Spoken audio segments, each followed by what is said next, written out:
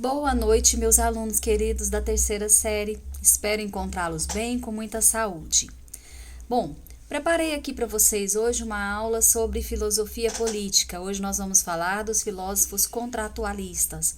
É muito importante para vocês isso aqui, gente. Cai muito no Enem, tá? Então vamos nos preparar direitinho, fazer a leitura dos textos que eu deixei lá no GR8 e também fazer a atividade para complementar a nossa aula, tá bom?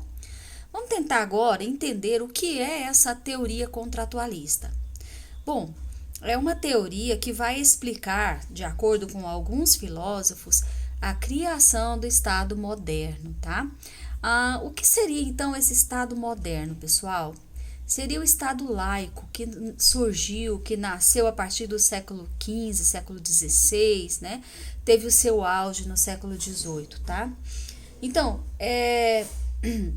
é claro que depois da separação entre Estado e Igreja, né, houve aí algumas teorias para tentar explicar o Estado civil, o Estado moderno.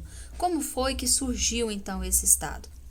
Os contratualistas Hobbes, Locke e Rousseau vão falar sobre um pacto, um contrato entre os homens e os representantes do Estado. Bom, o que é, então, o contratualismo para a gente entender? É uma teoria política e filosófica baseada na ideia de que existe uma espécie de pacto ou um contrato social que retira o ser humano do seu estado natural e o coloca em convivência com outros seres humanos na sociedade.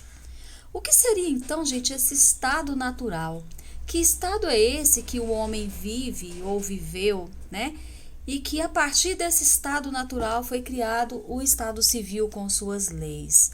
Vamos tentar entender então, jus naturale ou estado de natureza, ou jus naturalismo, né? Defende que o direito ele é independente da vontade humana, ele existe antes mesmo do homem, acima das leis. E para o jus naturalista, o direito é algo natural, tem como pressupostos valores do ser humano e busca sempre um ideal de justiça. Entende-se aqui que os homens, segundo os contratualistas, né, que o ser humano desde sempre teve os seus direitos garantidos por natureza.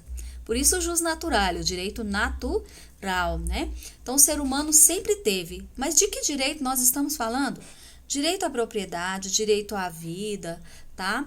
Direito de ir e vir. Então, todos esses direitos civis que nós vimos aí nas leis, né, legislado, eles já existiam e faziam parte da vida das pessoas, segundo os filósofos contratualistas. Bom, isso é óbvio para os três filósofos, isso é claro para Hobbes, Locke e Rousseau. Na aula de hoje, nós vamos ver o pensamento de Hobbes. Como foi que surgiu o Estado Civil, então? Né? Se o homem tinha os seus direitos por natureza, por que o homem abriu mão dos seus direitos em favor do Estado? Para criar leis que muitas vezes vão tirar os seus direitos. Né? Por que o homem vai fazer isso, então? Bom, Thomas Hobbes ele vai ser o primeiro teórico contratualista que vai falar sobre esses motivos que levam os homens a abrir mão dos seus direitos. Vamos tentar aqui um pouquinho sobre a vida de Hobbes, né? Nasceu em 1588 na Inglaterra, no dia 5 de abril de 1588. Foi uma época em que a Inglaterra era dominada pelos Tudors e sofria o perigo da invasão da esquerda espanhola. Bom, estudou em Malmesbury e Westport, entrando mais tarde para a Universidade de Oxford, cuja educação era de um teor aristotélico tomista. Então, como podem ver, ele recebeu uma educação cristã, né? Mas Hobbes não admirava a filosofia de Aristóteles, obviamente também a de Tomás de Aquino, que era inspirada em Aristóteles, né? Foi mais influenciado, então, pelas ideias mecanicistas do universo e pelo cartesianismo. O cartesianismo, então, é aquela doutrina fundada por Descartes, né? É como o racionalismo, a mesma coisa que o racionalismo, que era comum entre os intelectuais da época. É lógico que Thomas Hobbes estava no auge, né, da Revolução Iluminista, tá? Do racionalismo. Então, ele foi com certeza influenciado pelas ideias racionalistas. Mas as ideias de Hobbes não foram bem aceitas na época, principalmente porque ele era considerado ateu, apesar de ter sido um filósofo com uma educação cristã, ele se tornou mais tarde um ateu. Provavelmente teria sido por influência dos filósofos modernos, né? Bom, aqui então nós vamos ver que Hobbes vai falar sobre o estado de natureza. Precisa entender por que os homens, no pensamento de Thomas Hobbes, abrem mão dos seus direitos naturais e criam o Estado. Como era para ele o estado de natureza? Então, segundo Hobbes, ele não nega o estado de natureza, muito pelo contrário, ele reafirma que ele existe, né, que o homem tem os seus direitos naturais. Mas, no entanto, no seu estado de natureza, os homens são maus, tá? A situação dos indivíduos deixados a si próprios, largados na sociedade, poderia ser uma anarquia sem o Estado, certo? Então, os homens jogados na natureza, com suas leis naturais, não saberiam viver, seriam egoístas, procurariam seus próprios interesses e não buscariam o bem comum, o interesse de todos. Então, imagina cada um buscando os seus próprios interesses. O homem é mau no seu estado natural, diz o Hobbes, certo? Aí que vem a famosa frase que vocês não devem esquecer para o Enem: o homem é lobo do próprio homem. Ele escreveu uma obra famosa chamada Leviatã, onde consta tudo isso que nós estamos aqui dizendo. O homem é lobo do próprio homem. O que significa isso? No seu estado natural, significa que o homem, num egoísmo, buscaria somente os seus próprios interesses e acabaria prejudicando uns aos outros na sociedade. Bom, visto isso, então, existe segundo Hobbes, o contrato ou pacto. Os homens, por medo, tá? Aqui, ó, os homens, por medo, insegurança e incerteza daquilo que poderia se tornar as suas vidas no estado natural, cria, então, um contrato ou um pacto.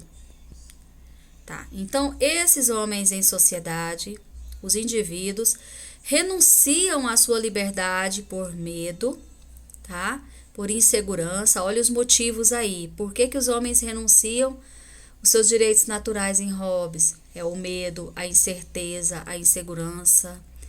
Galera, isso aqui é uma ótima questão de prova, tá?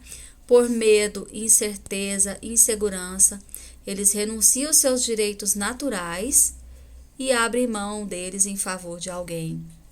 Bom, e por reconhecerem essa necessidade, então, eles vão abrir mão dos seus direitos através do pacto ou contrato social.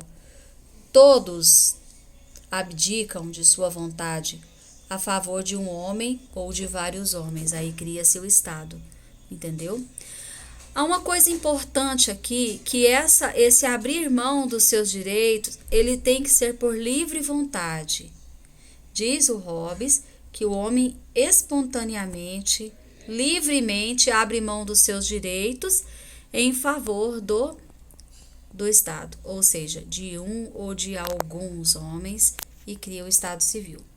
Uma vez criado esse Estado Civil, então, como deve ser esse Estado? Como deve governar? Não preciso nem dizer que Hobbes era monarquista, ele era a favor da monarquia absoluta, né? Para ele deveria existir um rei que deveria governar com pulso firme. Bom, uma vez instituído então o Estado, o governo ganha soberania absoluta. Passou os seus direitos para o Estado, abriu mão dos seus direitos, acabou. Os homens não têm, os indivíduos em sociedade não têm mais direito de reclamar os seus direitos. O rei tem poderes ilimitados. É abuso de poder? Hobbes vai dizer não.